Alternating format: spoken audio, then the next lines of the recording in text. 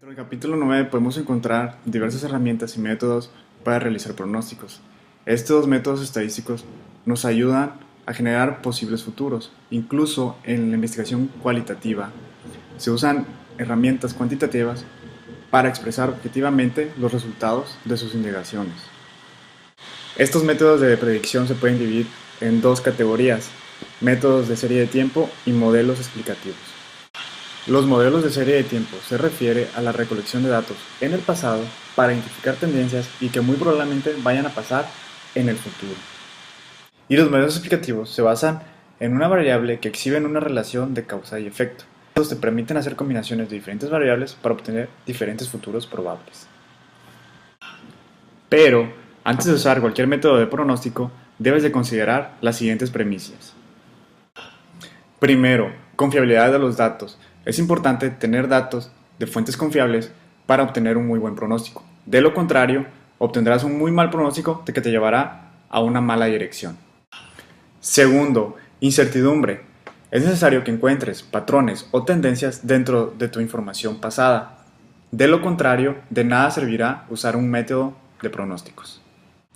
Tercero, horizonte. Empíricamente se recomienda que el horizonte de proyectos no exceda del 20% de las observaciones disponibles. Y por último, la precisión del pronóstico. Es importante que puedas medir el error de tu pronóstico para saber si aquel pronóstico es factible y probable. El capítulo 10 nos habla acerca del método de ejes de Peter Schwartz, la cual es una herramienta de planeación prospectiva para realizar reportes enfocados al porvenir de algún tema en particular. Peter Schwartz es uno de los futurólogos estadounidenses que, debido a su trayectoria, examinó la forma en que se pueden desarrollar escenarios a través de esta herramienta. Los escenarios, hipótesis según Schwartz, te ayudan a resaltar cuáles serán los riesgos y oportunidades de las posibles alternativas a las que se pueden llegar. El contenido de cada escenario que se desarrolle debe despertar el interés y ofrecer elementos que generen valor para lograr un análisis detallado. Una característica importante es precisar el marco temporal. Con esto es delimitar el tiempo para actuar y formular actividades que construirán el futuro. El método comienza con la etapa de funcionamiento, la cual tiene 8 subetapas. La número 1 es establecer el tema de decisión central, conocer las inquietudes de la empresa y formularse cuestionamientos que permitan atacar estas problemáticas. 2. Identificar las fuerzas claves en el ambiente local. 3. Reconocer las fuerzas conductoras. Esto es realizar un análisis macro para conocer las tendencias actuales, ya que los escenarios deben basarse en elementos que partan de la realidad. 4. Evaluar de acuerdo con su importancia e incertidumbre. 5. Seleccionar la lógica de los escenarios. Esta es la parte más importante en el método, ya que debe establecerse los ejes de la matriz. 6. Llenar los escenarios. Dar forma a los escenarios a través de narrativas que expliquen cómo se llegó a dicho escenario. 7. Estimar las implicaciones. Y 8. Seleccionar los indicadores principales. Esta etapa y la anterior van de la mano, ya que se analiza cada escenario y cómo es el tema central en dichos escenarios, cómo es el comportamiento y establecer los indicadores que ayuden a localizar la trayectoria de dicho escenario. En el capítulo 11 nos habla sobre la probabilización de escenarios y nos dice que en la actualidad la generación de escenarios se ha convertido en una herramienta estratégica utilizada en los procesos de planeación prospectiva, ya que nos da una reflexión sobre el futuro deseado y nos delimita los caminos y acciones que deben realizarse para poder alcanzarlo. Este método permite, a partir de un cuestionario de preguntas concretas, obtener información relevante basada en la experiencia y el conocimiento de las diferentes personas y actores que participan en el proceso, y con esto, a partir de las respuestas que se tengan, pues obtener resultados pertinentes y de fácil interpretación a menor tiempo y menor costo. Estas preguntas deben estar bien planteadas, de tal manera que se minimice la ambigüedad en las respuestas de los expertos. Ahora vamos a hablar un poco del funcionamiento de este método. De acuerdo con el método de probabilización de escenarios, el diseño del escenario probable se genera a partir de 5 pasos importantes. 1. Identificación de variables. 2. Construcción de eventos. 3. Calificación de probabilidad del evento. 4. Identificación de eventos con mayor probabilidad de ocurrencia. Y 5. Generación de escenarios. Después de haber identificado las variables estratégicas a partir del análisis estructural, el primer paso del método consiste en transformar dichas variables en eventos y hacer una hipótesis con un horizonte dado. Para cada variable debe plantearse un evento que cumpla con 3 características: mencionar una hipótesis de futuro, precisar la situación actual del fenómeno que se está estudiando y determinar un horizonte de tiempo con meta. Cuando se determinan los eventos, el segundo paso del método de probabilización de escenarios se refiere a la calificación de estas hipótesis por parte de los expertos.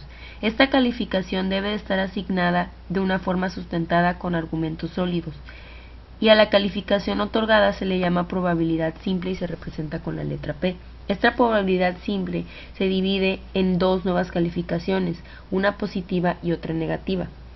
Una vez que se determinen las probabilidades, se sigue un proceso para poder asignar la secuencia de las probabilidades de los escenarios planteados, y así se determinan los escenarios probables como los escenarios alternativos posibles. El objetivo del método de probabilización es que, con base con la opinión e información de los expertos, se obtenga una opinión global que optimice la función de las probabilidades individuales y condicionales, y se tiene un resultado global mucho más cercano a lo posible y a las estimaciones iniciales. Después de hacer esta distinción, se lleva a cabo un análisis de sensibilidad que permite determinar los coeficientes de elasticidad, es decir, cuáles son los eventos motrices o dominantes y cuáles los dependientes o dominados. A partir de ahí se genera una matriz de elasticidades donde la suma de los totales marginales permite apreciar la dependencia del evento o la hipótesis, mientras que la suma de los totales marginales de los renglones hace referencia al impacto del evento sobre el resto de las hipótesis.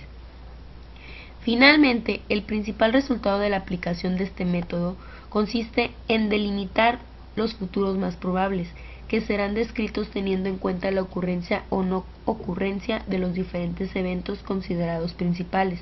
El capítulo 12 y habla de los weak problems.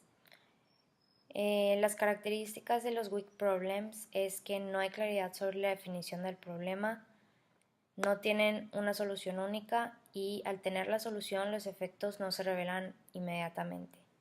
Existen herramientas y metodologías para lidiar con la complejidad en un entorno y poder diseñar alternativas de solución de problemas. Una metodología es la dinámica de sistemas.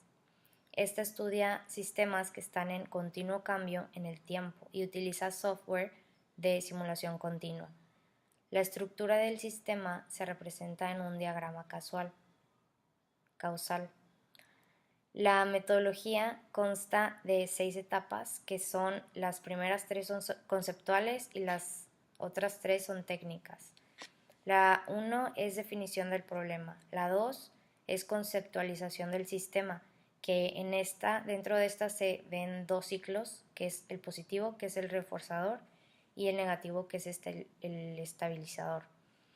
El 3, representación del modelo, que esta tiene 4 símbolos, que son flujo de entrada, flujo de salida, variable auxiliar 1 y variable auxiliar 2. Y las otras 3, que son las técnicas, es 1, el 4, comportamiento del modelo, que aquí se formulan ecuaciones de acuerdo a las condiciones de los pasos anteriores. El 5, que es evaluación del modelo. En esta se requiere ver parámetros posibles y realizar pruebas. Y el 6 es análisis de políticas, escenarios dinámicos, que aquí se aborda la perspectiva con el triángulo griego, que el triángulo griego consta de anticipación, acción y apropiación. Y al final de toda esta metodología se va a obtener diferentes escenarios y aprendizajes a los cuales podemos regresar y estudiar otra vez cuando sea necesario. Y esto.